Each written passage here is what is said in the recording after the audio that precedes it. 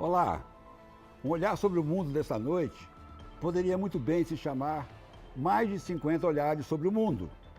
Olhares que flagram a história se desenrolando, uma realidade se revelando, um momento de fervor religioso, de poesia, violência e de amor. A cada olhar, o fotógrafo Paulo Vitali também mostra quem ele é, na escolha da luz, da distância e da cor, do cenário ou de uma pose. Para mim, cada clique dele atinge o alvo com precisão e sensibilidade. Já trabalhamos juntos em Israel e em Gaza. Assim falo com conhecimento, não por amizade. Vitali formou-se em História pela USP, estudou fotografia em Nova York e foi editor de fotografia das revistas Veja e Época, correspondente nos Estados Unidos da Agência Estado e repórter fotográfico do Jornal da Tarde e do Estadão. Na semana passada, ele lançou um livro de retratos em preto e branco de personagens brasileiros, feito no Brasil. Só parou de autografar porque a livraria tinha que fechar às 10 da noite. Aqui está o meu exemplar. Como ele escreveu na dedicatória ao amigo rabino do amigo Falafel, sinto-me à vontade para contar uma pequena história que aconteceu em Gaza.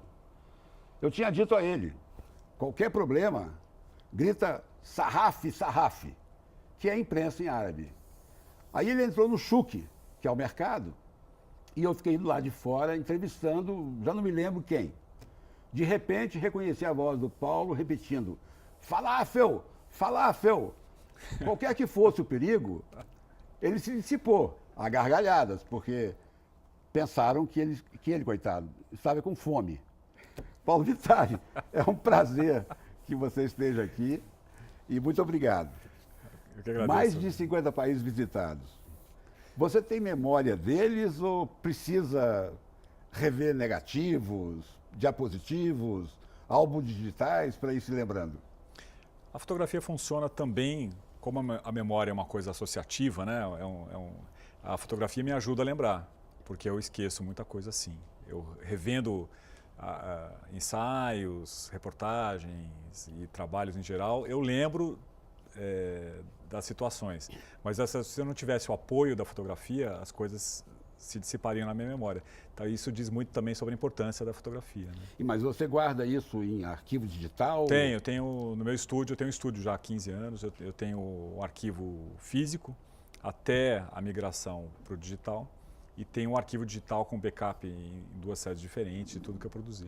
Mas você hoje faz foto digital ou faz foto ainda com filme? Digital. Digital. Já há mais de 10 anos que eu só fotografo com digital. O que não significa que seja mais fácil, porque você tem que você não tem uma cópia física, mas ao mesmo tempo tem, porque você tem que armazenar em algum lugar, então você tem que ter um certo cuidado para não confiar na tecnologia e perder tudo, né? Bom, você tem o estúdio Cromo. Isso. E esse estúdio, ele faz serviços para quem o procura. Sim. Então, nós estamos numa época de eleições, você deve estar entulhado de fotos de candidatos. Tem. Tem. E o estúdio, como os jornais que você trabalhou, revistas, mandam você também para o exterior? Sim, eu já fiz tanto campanhas publicitárias como produção de conteúdo corporativo, vamos dizer assim, que hoje em dia é um segmento muito forte, né, em muitos países. Então, hoje em dia, com essa diminuição do poderio das empresas de comunicação, né, do mercado editorial, a produção de conteúdo ficou muito na mão também de empresas e de organizações. Então, eu continuei produzindo conteúdo editorial, mas com essa interface com empresas e publicidade. O que eu vejo, muitas vezes, uma capa de Veja com foto sua. Assim, não. No mercado editorial eu continuo produzindo consistentemente. E pode ser para as concorrentes, não tem... Hoje em dia, quase não... Você tem uma diminuição grande de títulos, né, no mercado. E por outro lado, você tem uma pulverização muito grande. Você tem a internet com muita gente com seu canal próprio, empresas fazendo comunicação direta. Então, você tem uma infinidade de títulos e e a diminuição dos grandes títulos e veículos que nós conhecemos, né, de tão longa data. Agora, Paulo, o seu maquinário é um maquinário normal? De um fotógrafo amador que gosta de fotografia? Ou tem algum... Depende do projeto. No estúdio eu tá. uso o que chamo de back digital, que é uma Hasselblad, que é uma máquina muito restrita ao mercado profissional publicitário, vamos dizer assim, né? Mas se eu for fazer um ensaio mais solto, eu estou produzindo um livro sobre liturgias. Eu vou com uma maquininha muito pequena, eu vou com uma Sony pequena, porque eu não quero aparecer, eu não quero interferir no lugar. Então, acho que a demanda fala sobre o equipamento que você vai usar e não o contrário. Às vezes pode ser um celular. Celular também? Sim. Tem muita gente que produz material de... Porque o que vale é a equação perfeita entre o que você quer e o equipamento que você vai usar para isso, né? Isso varia de caso a caso. Então, eu tenho várias máquinas diferentes e vou modulando o equipamento correto para cada trabalho. Agora, Paulo, você falou que está produzindo um livro sobre liturgia? E você vai retomar aquelas fotos que você fez no Nepal, na Índia, quando então, você foi ver religiões? Faz parte disso. Começou há muito tempo, ficou engavetado aí 15 anos e agora está no meu escopo aí. E quantos livros você tem no seu estúdio? De acervo de outros fotógrafos? Não, os livros que você tem em potencial. Quando 4. você for garimpar o seu estúdio, você vai tirar quantos livros dali? Eu tenho 2 projetos aprovados em Lei Rouanet, que eu estou captando agora. Um sobre chefes brasileiros, são os retratos de grandes chefes brasileiros. E um sobre atletas brasileiros. Bom, atletas, você acompanha a Olimpíada, você acompanha tudo. Eu fiz muitas É Olimpíadas. uma maravilha de fotos. A gente vai, daqui a pouquinho, mostrar para o telespectador. Agora, reportagem é sempre sedutor, né? Você não vai largar isso. Nunca. Eu acho que tem você sabe tão bem, ou, aliás, muito melhor do que eu, que essa adrenalina da descoberta, do campo, né, da investigação, ela é muito bacana, né, de você poder comunicar, interferir, viver sem filtros, né, os acontecimentos do seu tempo, conhecer as pessoas do seu tempo diretamente. Isso não tem preço, né, para quem vive isso e percebe a importância, a relevância de você olhar nos olhos das pessoas que estão comandando o seu tempo, né. Eu gostaria de fazer isso para sempre. O Paulo tem uma foto, a gente, depois de Gaza, a gente foi fazer uma reportagem sobre os russos em Israel. Eu lembro disso. Os russos chegavam de monte e estavam ocupando cidades e logo começaram a aparecer jornais em russo, programas de televisão em russo, programas de rádio em russo. Então, nós recebemos a missão de ir descobrir os russos de Israel. Mas a gente foi ao aeroporto ver uma chegada de russos. Sim. E o Paulo fez uma foto que vai virar parte de um livro que eu também estou fazendo, né? É verdade. Que é um senhor de idade que desceu do avião com o capote coberto de medalhas, né? Herói de guerra, né? Herói de guerra. Aos 80 anos. Pois é, os russos não abandonam as medalhas, né? Mas essa foto maravilhosa, Paulo, maravilhosa.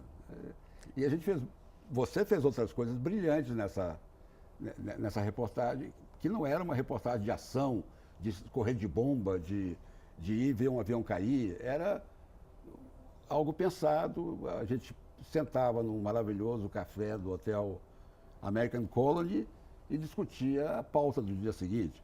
E para se vingar de mim, que contei essa história de falafel, eu vou autoacusar-me. Antes que eu faça. Antes que ele faça. Segundo ele, eu teria dito que havia muitos cartazes em acrílico em Israel. E quando eu deveria ter dito cirílico, né? Mas eu não me lembro de ter falado isso, não. Eu lembro. Aí eu não vou disputar isso, não. Eu já... Aqui está, né? A dedicatória é para o falafel. Do amigo rabino do amigo falafel. Isso prova muito que os 2 acontecimentos existiram. Mas o meu acontecimento marcou mais por um motivo. Ele se tornou carta do leitor da revista Época. Porque traiçoeiramente eu mandei a história para o Nassar, que logo achou que era era ótimo pôr na carta do leitor. Eu não sei se o Vitali ficou chateado comigo, mas é uma história engraçada. Não, porque depois disso eu tive que provar falafel. Eu descobri que é muito bom, eu adoro esse Mas você não conhecia falafel Não, antes? não. Por isso que eu falei. Eu não sabia que era uma comida. Eu pensei que você gritou falafel porque estava lembrando do falafel e queria comer falafel. Eu gritei porque eu estava em pânico, eu estava cercado. Eu achei que ia sofrer um belo arrastão ali em Gaza e eu surtei ali. A primeira coisa que eu lembrei foi, devia ter ouvido alguém falar, porque eu estava no meio do mercado.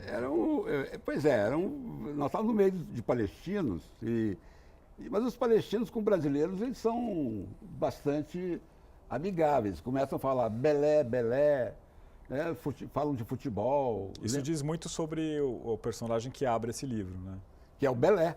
Aliás, vamos mostrar o Belé, que o Belé desse livro, a primeira foto do livro, é realmente sensacional. Eu já falei que o Vitali tem muita sensibilidade. Você quer dizer alguma coisa sobre essa foto? Como é que foi feita? Bom, a primeira coisa é que essa bola está comigo. O Pelé eu conheço há muitos anos, já trabalhei várias vezes para ele. E eu acho que, na verdade, ele encabeça o que eu acho que é o espírito desse livro. São 52, no caso, brasileiros incríveis, feitos no Brasil para o mundo. Né? Sim, sim. Gente que extrapola. E talvez, se você olhar na internet, talvez não seja hoje em dia a pessoa mais conhecida, tal, mas é o grande ícone brasileiro de todos os tempos para o mundo, é o Pelé. Pois é. O Pelé ele abre caminhos para nós que viajamos muito. Eu cansei de ouvir, você deve ter sofrido a mesma experiência. Ao dizer que eu sou brasileiro, as pessoas abrem um sorriso e falam Pelé, né, com seus acentos específicos e tal. Ele abre portas para os brasileiros do mundo inteiro. Claro. É um legado. Futebol, eu usava uma camiseta escrito sou do Brasil. Sim. E isso me garantia passe livre até onde desce, né? Nem sempre eu conseguia ir até onde eu queria. Mas nós vamos interromper aqui um pouquinho com essa foto do Pelé. Voltamos em instantes e prometo que a gente folheia um pouco mais esse livro fantástico, lançado na semana passada, na terça-feira da semana passada, na Livraria Cultura.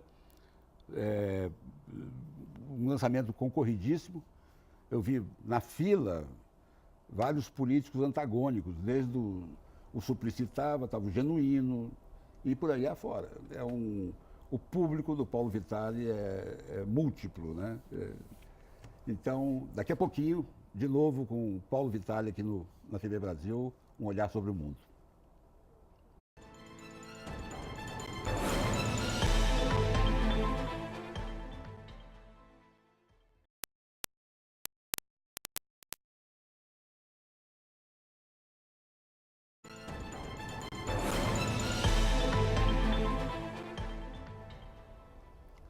Estamos de volta com um olhar sobre o mundo, no caso hoje, mais de 50 olhares sobre o mundo, porque a gente recebe o Paulo Vitali, grande fotógrafo de jornalismo e agora de estúdio e um retratista exemplar, como a gente está vendo nesse livro que nós vamos continuar mostrando.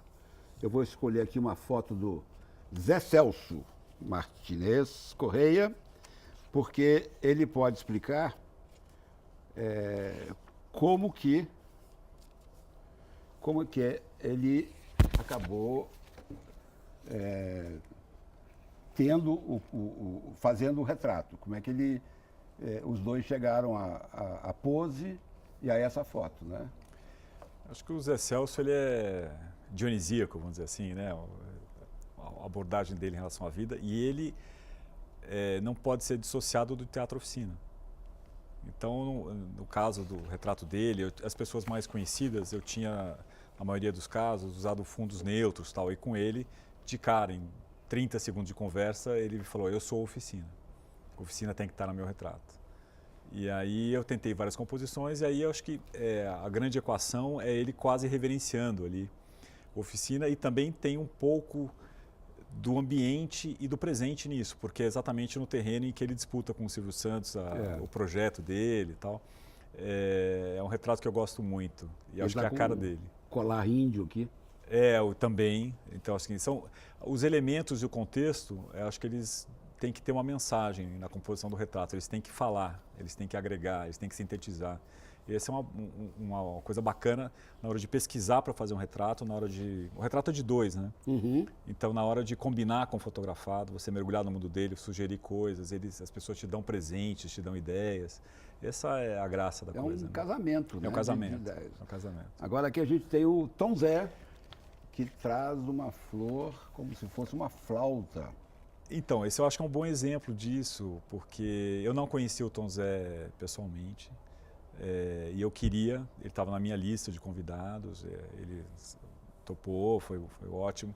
E eu levei umas rosas com essa ideia. Eu queria que ele tocasse uma rosa, porque ele é jardineiro. A paixão da vida dele é pela jardinagem. E foi lindo, eu fiz até um making off disso, tal, que ele falou assim, puxa vida, eu estou envergonhado e ao mesmo tempo muito feliz que você fez a foto que me traduz, envergonhado porque eu nunca tive essa ideia tão simples.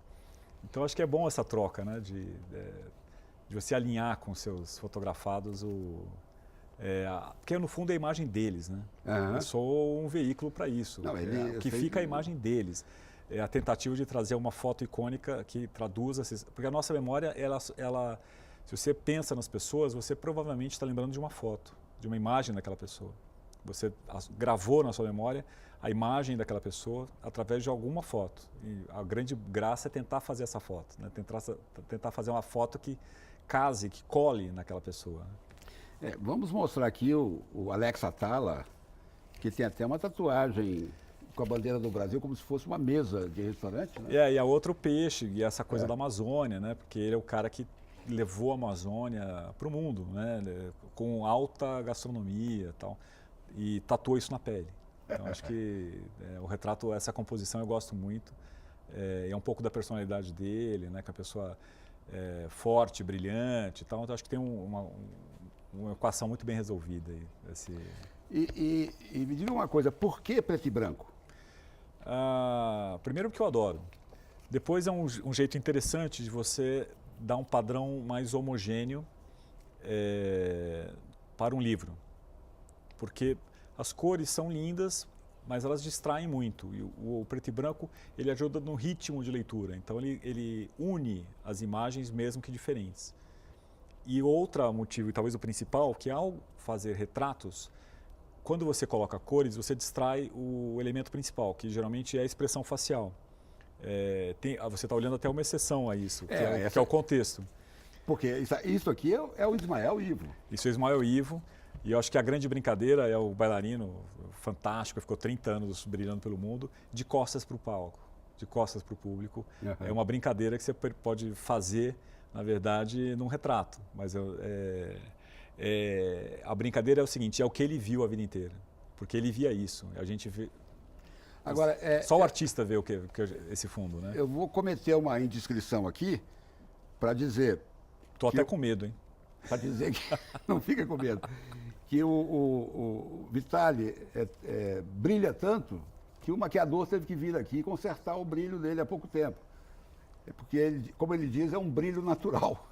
Então, daqui a pouco, ele vai começar a aparecer brilhante outra vez junto à câmera. Paulinho, e das suas experiências internacionais, você teve em conflito, você teve em coberturas de esportivas.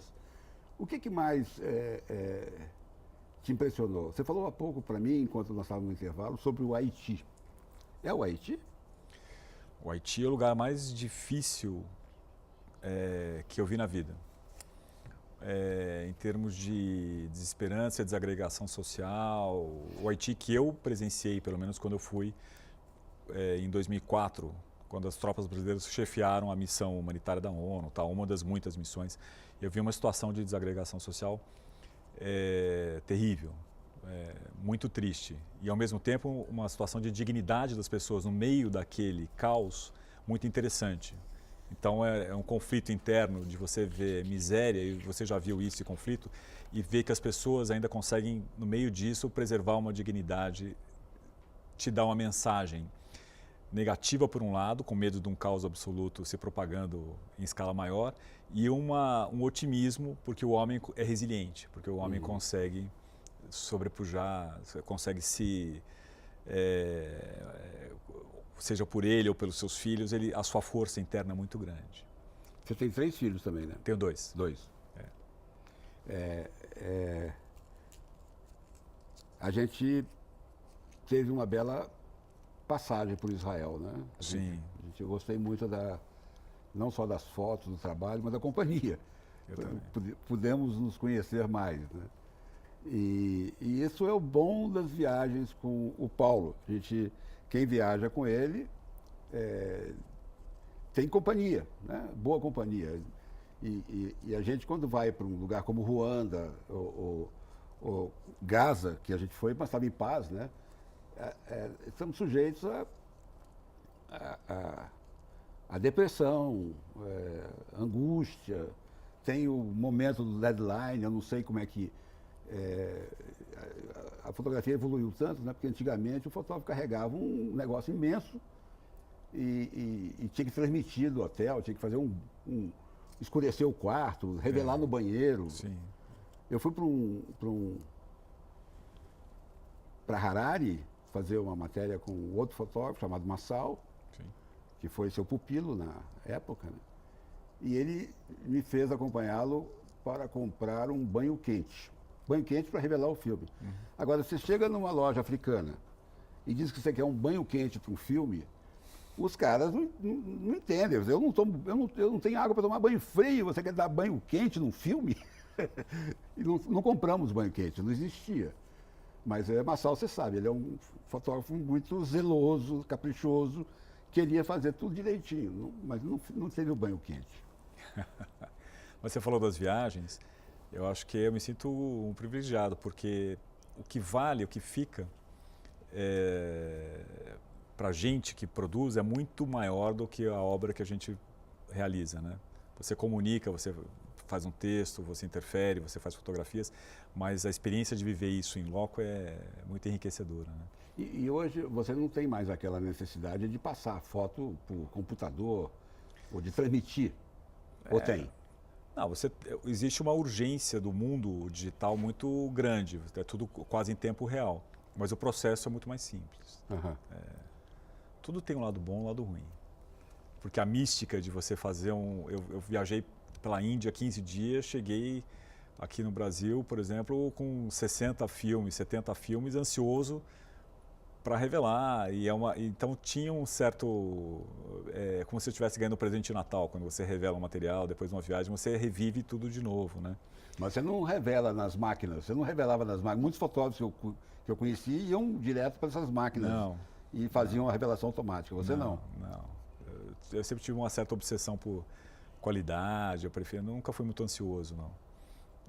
Sempre preferi esperar um pouquinho mais para ter um pouco de mais resultado e tal. Mas isso me prejudicou muitas vezes também. Por quê? Porque você estava lidando com a mídia física. Então, eu tive material que foi danificado em raio-x de aeroporto. Eu devia ter revelado antes. Porque danifica. Você não está... Você tem que botar um saco de chumbo e tal. Piora. Para segurança, piora. Quase fui preso na Grécia, que eu não queria passar. E os caras me levaram quase arrastado para uma sala de checagem com o meu saco de chumbo, com filmes dentro, achando que era sei lá o quê. Bom, são bons tempos. Eu me lembro que o fotógrafo saía correndo para o aeroporto, pedia um passageiro para levar um filme. E no destino tinha alguém esperando, com a descrição da roupa dele para... Eu fiz isso da Europa, fiz isso dos Estados Unidos e tinha que jurar para a pessoa, eu juro que não é droga. Você pode levar tranquilo, é um filme. Só para terminar, o curso de História, você é formado em História? Não, eu não tenho diploma. Eu fiz, eu até vi ali na abertura, fiquei 6 anos na História. Eu sou muito bom de começar as coisas e sou muito ruim de terminar. Porque eu estudei fotografia nos Estados Unidos e não me formei. Eu estudei História, fui bolsista da FAPESP 2 anos.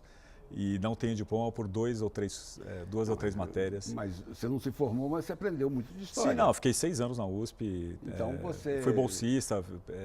O seu conhecimento de História, mesmo sem diploma, Deve ajudar bastante na... Moldou meu pensamento, né? como eu vejo o mundo. Minha cabeça foi moldada pela história, não tenho a mínima dúvida. Isso me levou... a minha trajetória foi moldada por isso. E eu agradeço por isso, por ter feito um curso que não tinha nenhuma relação com a fotografia e que moldou meu pensamento antes de eu conseguir ter a técnica de produzir e tal. Eu acho que me ajudou a relativizar as sociedades, as visões de mundo e entender o outro, né? Que na história você pratica exatamente isso. Depois da passagem do Paulinho Vitale aqui, esse programa não vai ser mais só um olhar, vai ser uns 50 olhares sobre o mundo. Se fosse no Rabino, seriam 150, né? A gente tem que acabar, infelizmente. Nós voltaremos semana que vem com outro olhar sobre o mundo. Até lá.